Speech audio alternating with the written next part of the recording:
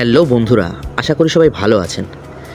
আজ আমি last episode নিয়ে এসেছি আমার একদিনে 580 কিলোমিটার ভ্রমণের। আমি আগের এপিসোডে দেখিয়েছি আমাদের ডেস্টিনেশন ছিল খান্দারানি লেক। সেখান থেকে ফেরার পথে আমাদের অনেক বিপাকে পড়তে হয়েছিল। বাইকের তেল প্রায় শেষ ছিল, আর নেক্সট পেট্রোল পাম্প ছিল শিলদায়, যেটা সেখান থেকে প্রায় 60 কিলোমিটার দূরে। মাঝে ছিল বেলপাহাড়ির জঙ্গল। তো সেসব অতিক্রম করে আমরা পেট্রোল পাম্পে এসে তেল নিতে পেরেছিলাম। তারপরে আমাদের গন্তব্য ছিল ঝাড়গ্রাম। আমাদের উদ্দেশ্য ছিল ঝাড়গ্রামে গিয়েই আমরা লাঞ্চ করব। দুপুর হয়ে এসেছিল অনেকটাই, আর সেখান থেকে ঝাড়গ্রাম প্রায় 100 কিলোমিটার ছিল শিলদার পেট্রোল পাম্প থেকে। এই যে রাস্তার দুপাশে এত জঙ্গল দেখা যাচ্ছে, এটি হলো মালাবতীর জঙ্গল। এই রাস্তা দিয়েই আমাদের যেতে হবে ঝাড়গ্রাম। তো এই জঙ্গলের মধ্যে দিয়ে চালাতে খুবই ভালো লাগছিল। আর যে রোড দিয়ে আমরা যাচ্ছি এটি হলো দহিজুরি বিনপুর রোড। অনেকক্ষণ ধরে রাইড করার পর অবশেষে আমরা ঝাড়গ্রামের দেখা পেলাম, মানে আমরা ঝাড়গ্রামে প্রবেশ করলাম। আর সেটা বুঝতে পারলাম এই রেল লাইনগুলো যখন ক্রস করছিলাম, ঠিক তখনই আমরা ঝাড়গ্রাম পৌঁছে গেছি বুঝতে পারলাম। এবার ওখানে গিয়ে সমস্যাটা হয়েছিল, কোথায় কোথায় যে দর্শনীয় স্থানগুলো সেগুলো আমাদের পুরোপুরি অপরিচিত ছিল। সেই জন্য ম্যাপ দেখে আর কিছু মানুষকে জিজ্ঞাসা করে আমরা সেদিকেই যাচ্ছিলাম। খিদেও পেয়েছিল খুব। এদিকে সামনাসামনি কোনো হোটেলও দেখতে পাচ্ছিলাম না। তবে এই রোড দিয়ে যেতে যেতে দেখলাম সুবিশাল সব গাছেদের জঙ্গল, বেশ সুন্দর জায়গাটা। আর এটি হলো ঘোড়াধারা পার্ক বা ঘোড়াধারা শিশু উদ্যান। ওই সময় আমরা অজান্তেই খুব ভালো জায়গায় চলে এসেছিলাম এটাই মনে করছিলাম। আর জায়গাটা ছিল সত্যিই খুব সুন্দর। আর এই জায়গাটা দিয়ে যখন যাচ্ছি আমরা লক্ষ্য করছিলাম যে আশেপাশে সবই প্রশাসনিক ভবন বেশি, মানে কৃষিকেন্দ্র হোক, স্বাস্থ্যকেন্দ্র হোক, এই ধরনের যেগুলো সরকারি ভবনগুলো থাকে সেগুলোই বেশি চোখে পড়ছিল। তো আমরা সেই টাইমে গুগল ম্যাপে দেখতে পাই যে আমাদের খুব কাছেই রয়েছে ঝাড়গ্রাম রাজবাড়ি। তো ডিসাইড করি সেখানেই যাব, আর গুগল ম্যাপকে খুব ভরসাও করি, কারণ এতটা পথে গুগল ম্যাপ অনেকটাই হেল্প করেছে। আর মাঝে মাঝে যে কি ঘটিয়েছে সেটাও মানে আরও একবার আমাদের সঙ্গে ঘটলো, আপনাদেরকেও দেখাবো। এই যে রোডটা, এই রোডটা দিয়ে দেখাচ্ছে আমরা ঝাড়গ্রাম রাজবাড়ি যেতে পারবো। তো আমরা বুঝতেই পারছি এটা একটা পাড়ার মধ্যে দিয়ে রোড, কিন্তু রাস্তাটা তো ঠিকঠাকই লাগছে তখনও অবধি যাচ্ছিলাম এই রোড দিয়েই। তারপরে কিছু দূর গিয়ে এই যে সামনে একটা পোল পড়লো, পোলে উঠলাম ঠিক, কিন্তু নামার পর দেখি যে একদম সোজা নিচে নেমেছে, আর একবারে প্রায় 2-3 ফুট নিচে এই পোলটা শেষ, নিচে কোনো মাটি নেই। ওখান থেকে কোনো রকমে আমরা নামলাম। নামার পরে এই যে লোকের বাড়ির উঠোন দিয়ে আমাদের পাস করতে হচ্ছে। এই যে জামা কাপড় মেলা রয়েছে, এখান থেকে কোনো রাস্তাই নেই বলতে গেলে। এই রাস্তা গুগল দেখিয়ে দিয়েছে। ওখান থেকে কোনোভাবে আমরা বেরোলাম। ফোনটা যদিও অফ করিনি এটা দেখানোর জন্যই যে কোন রাস্তা গুগল দেখায়। 2 হুইলার করে রেখেছিলাম, এইটাই হচ্ছে সমস্যা। যদি 4 হুইলার করতাম হয়তো এই রোডে আমাদের আসতে হতো না। সেই জন্য যখনই যারা যাবেন বাইকে গেলেও 4 হুইলার করে তারপরেই রোড সার্চ করবেন, তা নইলে আমাদের মতো এরকম বিপাকে পড়তে হবে।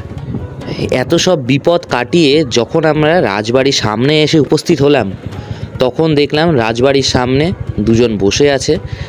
তারা বললো যে পারমিশন ছাড়া ভেতরে ঢোকা এখন আর যায় না, আগে থাকতে বুকিং করতে হবে। ভেতরে লজ ফজ আছে, ওগুলো সব ভাড়া দেওয়া হয়, আর যারা ভাড়া করে সেই মতো শুধুমাত্র তাদেরই প্রবেশাধিকার। আমরা শুধু বাইরে থেকে একটু ফটো ভিডিও তুললাম, আর কি করব, তারপর চলে আসলাম। তারপর পেয়েছিল প্রচণ্ড খিদে। ঝাড়গ্রাম মেন টাউনের উপর দিয়ে আসার সময় এই যে মা হোটেল চোখে পড়লো। তো আমরা ঠিক করলাম যে এখানে আমরা লাঞ্চটা করে নেবো আজকে। ওখানে থালি সিস্টেম, মানে আনলিমিটেড ভাত খাওয়া যাবে। তো প্রচণ্ড খিদে পেয়েছিল, ভাত একটু বেশিই নিয়েছিলাম, কিছু করার নেই। সকাল থেকে সেরকম কিছুই খাওয়া হয়নি সেদিন। আমরা মাছ ভাতের অর্ডার করেছিলাম। দূরে গেলে সবসময় চেষ্টা করি যতটা সিম্পলের মধ্যে খাওয়া যায়, মাংস টাংস একদমই যতটা সম্ভব এড়িয়ে চলি। আর মাছ কিংবা আমাদের সবজি ভাত হলেও কোনো ব্যাপার না। তো যাই হোক, মাছ ভাত পেয়ে গেলাম, সে জন্য খেয়ে নিলাম। ওখান থেকে খেয়ে দিয়ে আবার বেরিয়ে গেলাম। কাছাকাছির মধ্যে শুনলাম ডিয়ার পার্ক আছে, যদিও সেটা খুব কাছে না, তাও যাওয়া যায়। এতটা যখন এসছি ঘুরতে তো হবে। 2:30 বেজে গেছে, যদিও আমাদের সেদিনই বাড়ি ফিরতে হবে। তা আমরা যেহেতু সকাল সকালই বেরিয়েছিলাম, আমাদের খুব একটা অসুবিধা হয় না। আমরা প্রত্যেকটা জায়গাতে খুবই সময় মাফিক যাচ্ছিলাম। ঝাড়গ্রাম মেন টাউন থেকে এই ডিয়ার পার্কের দূরত্ব 2.5 কিলোমিটারের একটু বেশি। আর এটি ওই রেলগেটটা ক্রস করে প্রায় রেলগেট সংলগ্ন এরিয়া দিয়েই রাস্তাটা। আর রাস্তাটা এতটা সুন্দর, এই দুপাশের এই লম্বা লম্বা গাছ আর মাঝখান থেকে রাস্তা চলে গেছে, দেখতে দারুণ লাগে। আর যেতেও খুব সুন্দর লাগছিল আমাদের গাড়ি চালাতে আর কি। আমরা দুজন কথা বলতে বলতেই প্রায় পৌঁছে গেলাম ডিয়ার পার্ক। গেটটা দেখলাম বন্ধ, ভাবলাম আরও হয়তো কোনো গেট আছে সেটা খোলা। তো আমরা আরেকটুখানি এগোতে থাকলাম। এগিয়ে গিয়ে সামনে একটা চায়ের দোকান পড়লো, সেখানে জিজ্ঞাসা করলাম, বললো যে এখন ডিয়ার পার্কও নাকি বন্ধই আছে। আমাদের কপালটা তাই ভাবছিলাম কি খারাপ, তখন প্রায় 3:15 বাজে। তো কি করব, আমাদের হাতে কিছুই নেই। আমরা আবার ফিরে আসলাম সেই ডিয়ার পার্কের গেটের সামনে, এসে একটু ফটো ভিডিও তুললাম।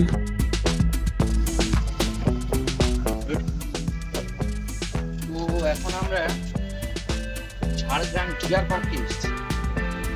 তো কপালটা এতক্ষণ ভালো বেরো,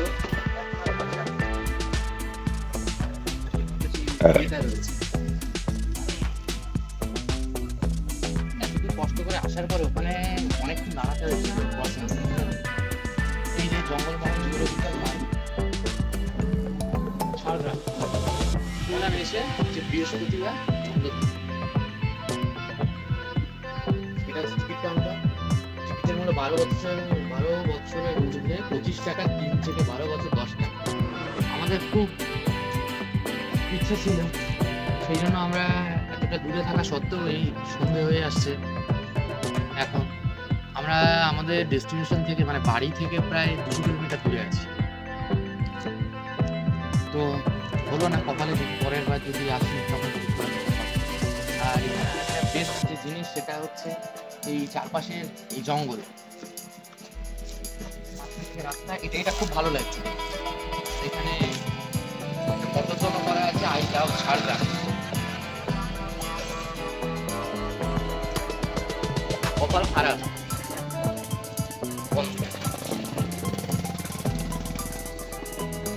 জঙ্গল মহল জুলজিক্যাল পার্ক ঝাড়গ্রাম, জঙ্গল মহল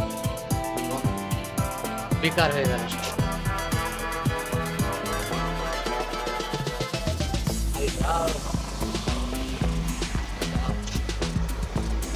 ভালোবাসি ঝাড়গ্রাম, কিন্তু আমি আমার বাড়িকেও ভালোবাসি। এখানে এসে যা করছি আজ হয়তো বাড়ি যেতে পারবো না, যতই ভালোবাসি। ঠিক আছে, এখন আমরা বাড়ির উদ্দেশ্যে রওনা দেবো, কিন্তু তার আগে যাব কোলাঘাট। চলো আর দেরি না করে এবার সোজা কোলাঘাট।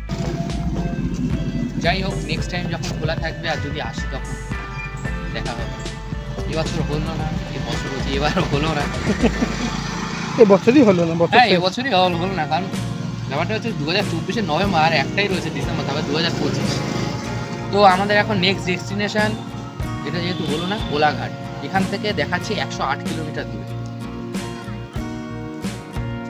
2 ঘন্টা 4 মিনিট দেখাচ্ছে, কিন্তু তার বেশি লাগবে, 3 ঘন্টার উপর লেগে যাবে, 3.5 ঘন্টাও লাগতে পারে।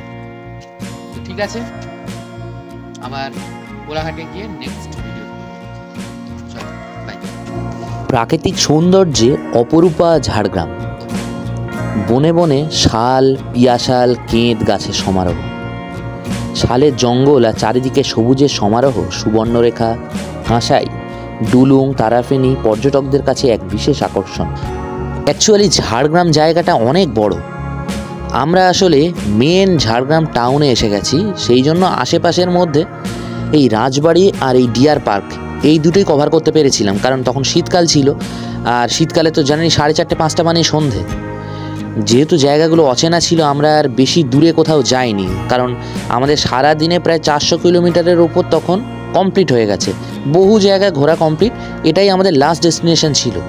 তো সেই জন্য সামনাসামনি যেটুখানি জায়গা পেয়েছি সেটুখানি কভার করেছি। এছাড়া আরও অনেক যে বিখ্যাত জায়গাগুলো রয়েছে ঝাড়গ্রামে, সেগুলো হলো চিল্কিগড় রাজবাড়ি, কোতপাল এগ্রো ট্যুরিজম পার্ক, বাঁদরভুলা সংগ্রহশালা, তপবন, রামেশ্বর মন্দির, ঝিল্লির হ্রদ, হাতিবাড়ি, চিল্কিগড়ের কনক দুর্গা আর ইত্যাদি। তো নেক্সট টাইম যখন যাব, ইচ্ছা আছে যে শুধু ঝাড়গ্রামের জন্যই আর কি যাব, প্রত্যেকটা জায়গা কভার করব। এরই মধ্যে লক্ষ্য করলাম আমরা ঠিক যে রাস্তা দিয়ে গেছিলাম সেই রাস্তা দিয়েই আমরা ফিরছি। সেটা এই ঘোড়াধারা শিশু উদ্যানকে দেখেই বুঝতে পারলাম। ঝাড়গ্রাম থেকে দুটো রোড দিয়ে আসা যায় কোলাঘাট। একটা হচ্ছে ঝাড়গ্রাম ধেরুয়া রোড আর আরেকটা হচ্ছে ঝাড়গ্রাম মেন রোড। দুটোই গিয়ে মিলেছে সুরাট কলকাতা হাইওয়েতে। আমরা এই রোডটাই বেছে নিয়েছিলাম কারণ এই রোডটা জঙ্গলের মধ্যে দিয়ে ছিল, ফার্স্ট কারণ এটা। আর দ্বিতীয় কারণ ছিল এই রোডটা দিয়ে আমরা গেলে আমরা খুব তাড়াতাড়ি আমরা হাইওয়ে ধরতে পারবো। আর হাইওয়েতে উঠলে আমাদের গাড়ির স্পিডও বেড়ে যাবে, আমরা তাড়াতাড়ি ডেস্টিনেশনে পৌঁছাতে পারবো। তো এইসব কথা মাথায় রেখেই আমরা এই রোড দিয়েই যাচ্ছিলাম। পথে একটু দাঁড়ালাম। এই হচ্ছে ঝাড়গ্রামের জঙ্গল আর মাঝখান থেকে রাস্তা।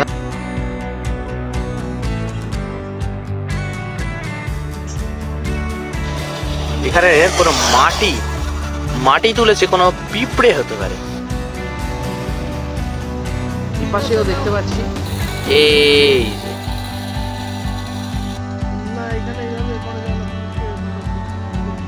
ঠিক আছে, যাই সামনে থেকে। সেখান থেকে আমরা একটুখানি সামনে এগিয়েই দেখতে পাই এলিফ্যান্ট পাস। এই ধরনের সাইনবোর্ড দেখলে মনে খুব উৎসাহ জাগে। মানে বুঝতেই পারছি যে এখানে নিশ্চয়ই আশপাশে কোথাও হাতিরা আছে, তারা এখান থেকে মাঝে মাঝে হয়তো ক্রস করে। সেই জন্যই এই জায়গাটা এলিফ্যান্ট পাস নামে চিহ্নিতকরণ করা রয়েছে।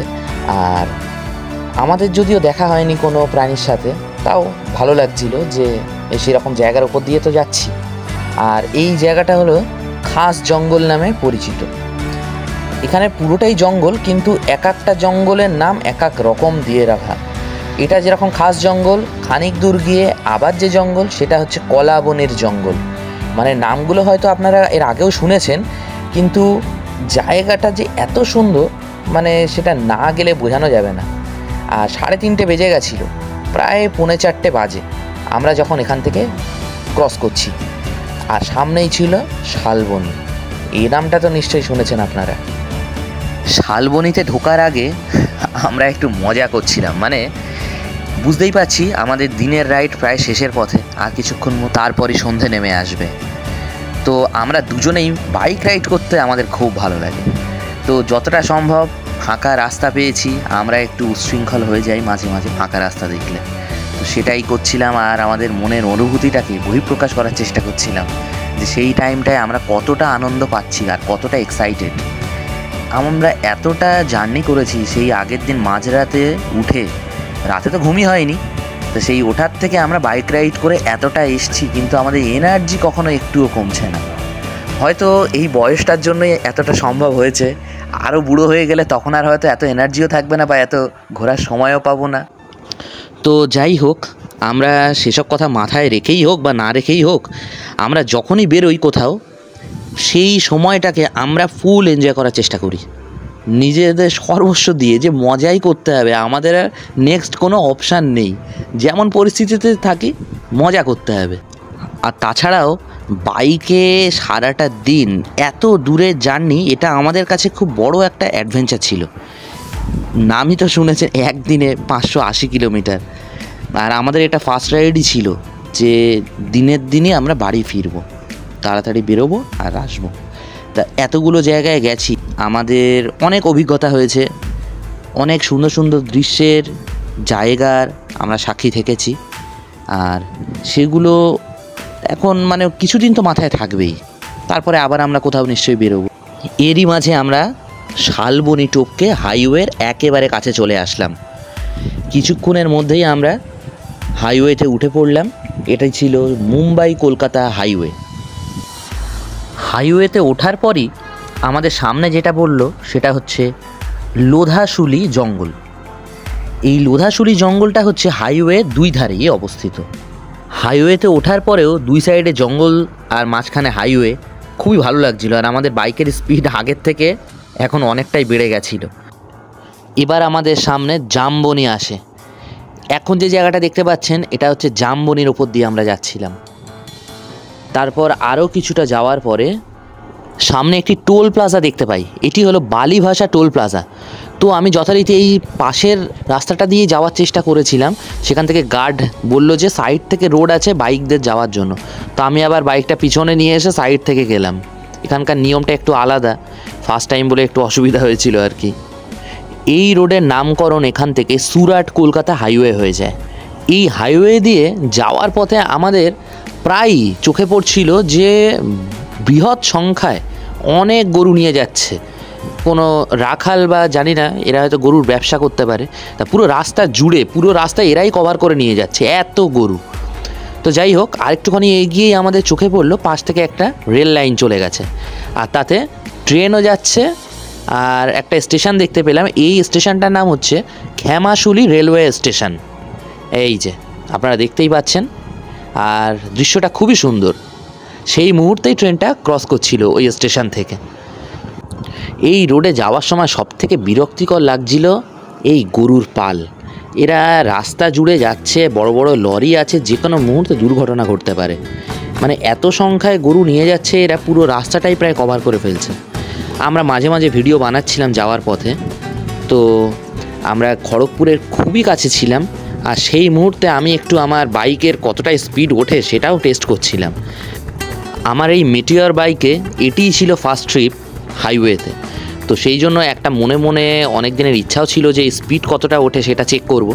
তো রোড একেবারে খালি পাচ্ছি তাও না, এই যে সামনে শুধু একটু যেতে না যেতেই এত গরু ওর পাল, মানে কি বলবো। তো যাই হোক, যখন একটু খালি পেলাম সন্ধ্যের কিছুটা আগে, বিকেলবেলায় তখন, তো আমরা একটু টেস্ট করে নিলাম যে স্পিড কতটা ওঠে সেটা দেখলাম। তা প্রায় 116 থেকে 18 অবধি তুলতে পেরেছিলাম স্পিড। তারপর কিছুটা গিয়ে আবার জ্যামের মধ্যে পড়তে হলো। এই জায়গায় দেখলাম যে কোনো কারণে চেকিং হচ্ছে বড় বড় লরির, আর সেই জন্য একটা সাইডের রাস্তা পুরো ব্লক।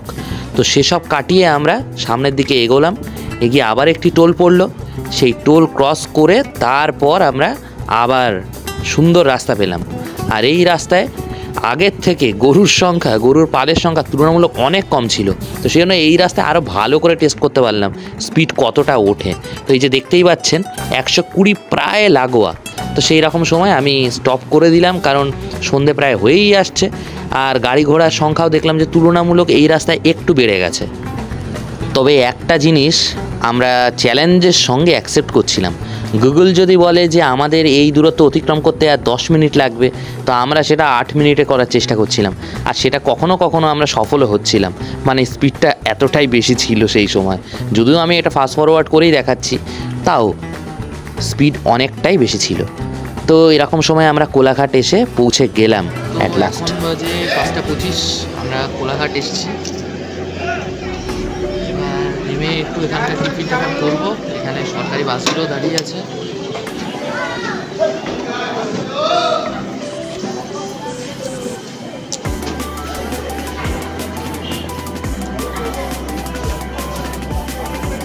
বাহন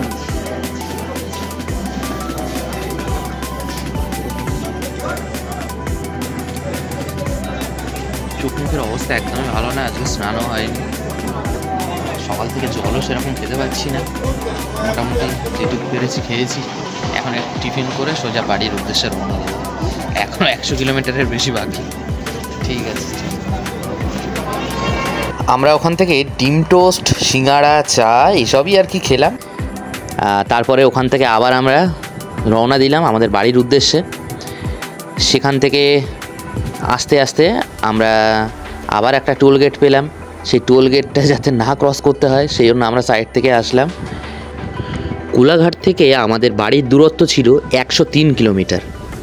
তো রাস্তাটা একেবারে কম ছিল না, আর এতটা রাস্তা আমরা যে পরিমাণ ট্রাফিক পেয়েছি ঝাড়গ্রাম থেকে কোলাঘাট অবধি আসতে আর কি, তো তার থেকে মানে 10 থেকে 20 গুণ বেড়ে গেছিলো বেশি ট্রাফিক এই রাস্তাটায়। তা খুবই সতর্কের সঙ্গে বাইক চালাতে হচ্ছিল, কারণ এত গাড়ি। আর তারপরেই আমরা চলে আসলাম বালি ব্রিজের ওপর। এই বালি ব্রিজের ওপরে রাত্রিবেলা যেতে দারুণ লাগে। আমরাও যতটা সম্ভব পুরো রাস্তাটার মেন পয়েন্ট যা দেখেছি সব কিছুর ভিডিওর মাধ্যমে ক্যাপচার করার চেষ্টা করেছি। আমরা কোলাঘাটে এসে অনেকক্ষণই বিশ্রাম নিয়েছিলাম, আসলে কোলাঘাট অবধি যখন আমরা আসতে পেরেছি এত তাড়াতাড়ি, আমাদের মনে হচ্ছিল যে আমরা বাড়ি চলে এসেছি, এরকম একটা ফিল আসছিল। তো সেই জন্য কোলাঘাটে প্রায় 1-1.5 ঘন্টা আমরা বিশ্রাম নিয়েছি, তারপরে আমরা আবার রওনা দিয়েছি ওখান থেকে। ওই যে দক্ষিণেশ্বর টেম্পল সামনে দেখা যাচ্ছে। বালি ব্রিজ ক্রস করে যখন আমরা ভিআইপি রোডে উঠলাম, তখন সামনে একটা গাড়িতে এই এক ঝাঁক বাচ্চা কাচ্চা দেখতে দেখতে আসছিলাম। এত পাকা বাচ্চা ছিল কয়েকটা, ওর মধ্যে খুব উল্টোপাল্টা ইঙ্গিত করছিল, সেসবগুলো আর দেখালাম না। যাই হোক, ওরা খুব মজা করছিল, দেখে ভালো লাগছিল। তারপর ওখান থেকে আমি আমার বাড়িতে চলে আসি, মানে অ্যাকচুয়ালি বাড়ির পাশের মাঠে চলে আসি। জগদ্ধাত্রী পুজোর সময় ছিল সেটা, সামনে বাচ্চা কাচ্চা এসে সব ঘিরে ধরে। বাচ্চা কাচ্চা দিয়েই শুরু করেছিলাম জার্নি, আর বাচ্চাদের নিয়েই আর কি শেষ করলাম আমাদের এই জার্নি। একদিনে 680 কিমি। এনার্জি লেভেল কিন্তু তখনও একেবারে শেষ হয়ে যায়নি, তবে হ্যাঁ অনেকটাই লো। যাই হোক, আমাদের যাত্রা যে সফল হয়েছে এটা ছিল সব থেকে বড় পাওনা। তো আমার এই ব্লগটি কেমন লাগলো সবাই অবশ্যই জানাবেন। ভালো থাকবেন, সুস্থ থাকবেন, বাই।